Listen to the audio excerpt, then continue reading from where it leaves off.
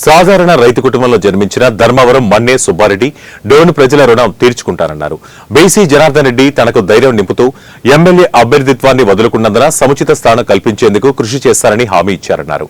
తాను నిరాకరించినప్పటికీ ఎప్పుడూ పల్లకి మోయటం తప్పు అని, ఒక్కసారైనా తనతో పాటు సమానంగా కేబినెట్లో ఉండేందుకు సముచిత స్థానం కల్పిస్తారని బీసీ జనార్దన్ రెడ్డి పేర్కొనడమే కాకుండా హామీ నెరవేర్చారన్నారు.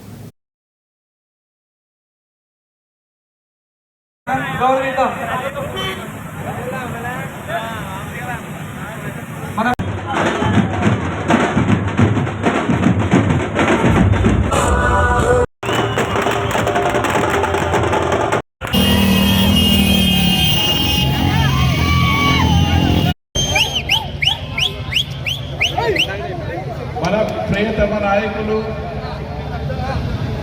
చంద్రబాబు నాయుడు గారు ఆ రోజు ఇక్కడ ఒక బస్టాండ్లో తెలుగుదేశం పార్టీ నాయకులు కార్యకర్తలు అందరున్నప్పుడు ఒకే ఒక మాట ఇచ్చారు. సుబ్బారెడ్డి గారు, మీరు సూర్యప్రకాష్ రెడ్డి గారిని ఎటువంటి పరిస్థితిలో గెలిపిస్తే అన్నారు. మీరంతా కలిసికట్టుగా ఉండి ఆ రోజు మన సూర్యప్రకాష్ రెడ్డి అన్న గారిని గెలిపించడం జరిగింది.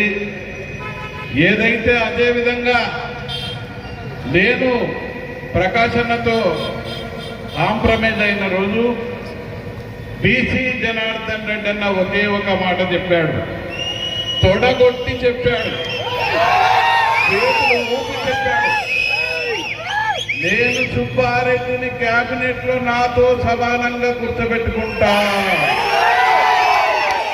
మళ్ళీ ఇద్దరు నాయకులు మాట ఇచ్చారు. మళ్ళీ